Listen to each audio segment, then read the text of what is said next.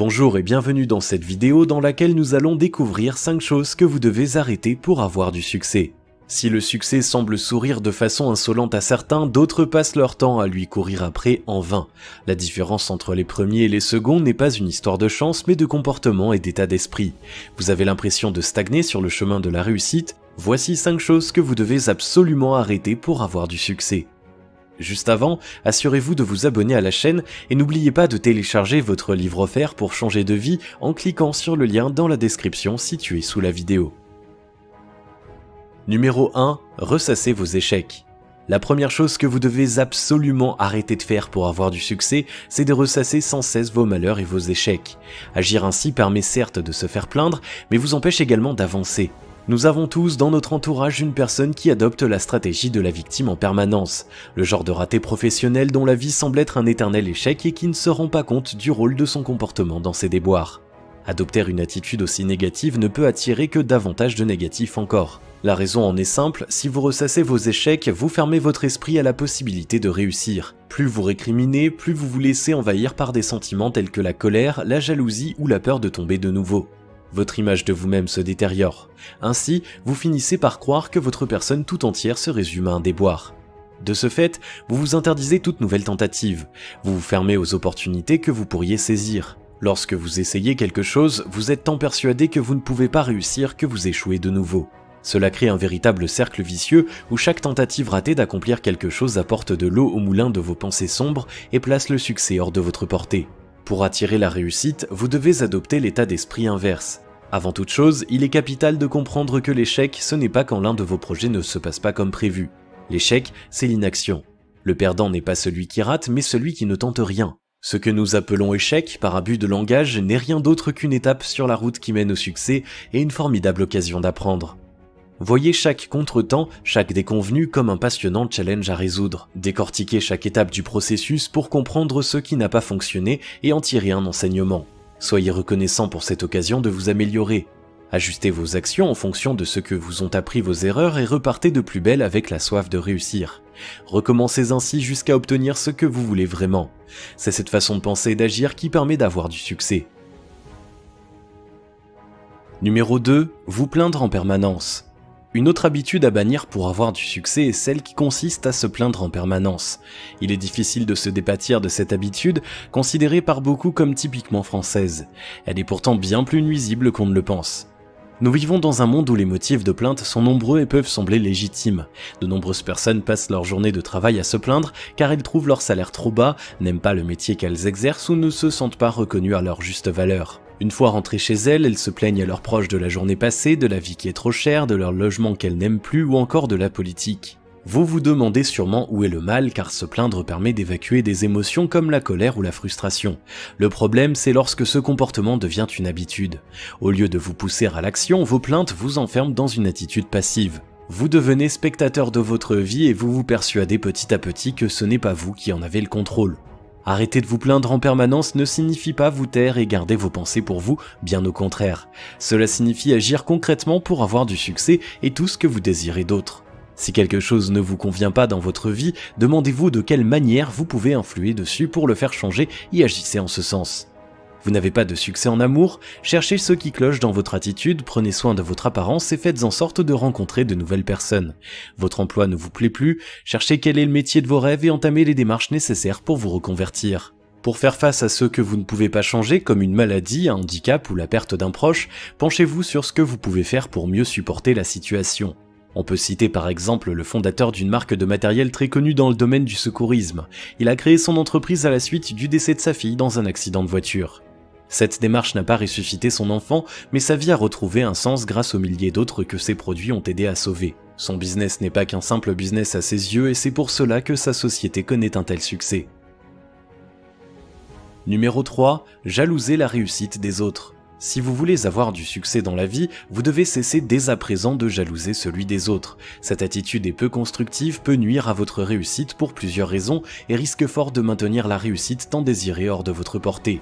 Lorsqu'une personne obtient quelque chose que nous convoitons sans réussir à l'obtenir, il est fréquent que notre ego se révolte. Nous nous sentons floutés et frustrés. Qu'a donc fait cette personne pour mériter de réussir là où nous échouons ? Quels efforts a-t-elle fournis que nous n'avons pas déployés? En quoi est-elle plus talentueuse ou plus méritante? Notre orgueil a du mal à tolérer ce qui lui semble une injustice. Cette jalousie nous pousse à nous persuader que celui qui a réussi ne mérite pas ce qu'il a, un peu comme s'il nous volait quelque chose nous appartenant de droit. Nous nous empressons de médire sur cette réussite qu'il ne peut qu'avoir obtenue par chance ou par piston. Nous guettons chaque faux pas avec impatience, avides de la moindre erreur et prêts à nous délecter d'un revers de fortune. Vous voyez de quoi je parle? Alors il est temps de changer d'attitude. La jalousie vous permet d'atténuer la frustration de vos propres échecs sur le moment, mais c'est une attitude des plus improductives. Pensez-vous vraiment pouvoir connaître le succès de cette manière? Lorsque vous consacrez votre énergie à dénigrer le succès des autres, vous vous faites du tort à plus d'un titre. En premier lieu parce que vous perdez votre temps au lieu d'agir pour réussir vous aussi. La critique motivée par la jalousie est stérile, elle ne fait rien avancer et surtout pas votre propre situation. En médisant de la sorte, vous allez faire fuir les personnes intéressantes de votre entourage. Vous finirez par être catalogué comme quelqu'un de négatif et d'envieux. Lorsque vous aurez besoin de faire appel à vos contacts pour soutenir vos projets, ils seront moins enclins à travailler avec vous. Enfin, à force de penser que vous êtes spoilé par les autres, vous risquez de vous refermer sur vous-même et de devenir aigri. Voir votre entourage avoir du succès doit au contraire être une source de joie. En effet, dites-vous que si d'autres ont atteint leur objectif, vous pouvez faire de même. Recherchez la compagnie de ceux qui ont réussi car il y a de nombreuses leçons à tirer de leur parcours. Échangez avec eux sur leur expérience, les difficultés qu'ils ont rencontrées et les vôtres. Montrez-leur que vous êtes sincèrement content pour eux et ils seront disposés à échanger librement avec vous. Sachez faire preuve d'humilité, acceptez leurs conseils et remettez-vous en question. S'inspirer des personnes qui réussissent est le meilleur moyen d'avoir du succès. Numéro 4. Tout remettre au lendemain. Voici une autre habitude à abandonner d'urgence pour avoir du succès, la procrastination. Ce mot que l'on retrouve sur tous les sites consacrés au développement personnel désigne une tendance maladive à tout remettre à plus tard. En agissant ainsi, vous ne pouvez pas réussir dans vos projets. La procrastination vous empêche de passer à l'action ou de faire les choses en temps et en heure. Plus qu'une simple mauvaise habitude, c'est un véritable mode de fonctionnement qui peut nuire à toutes les sphères de votre vie s'il n'est pas corrigé. Lorsqu'il s'agit de payer ses factures, d'accomplir des démarches administratives ou d'assurer son suivi médical, procrastiner peut avoir de nombreuses conséquences. Pour lutter contre la procrastination, vous devez commencer par déterminer son origine. Contrairement aux idées reçues, personne n'est naturellement feignant. Vous avez forcément une raison qui vous pousse à différer le moment de remplir vos obligations.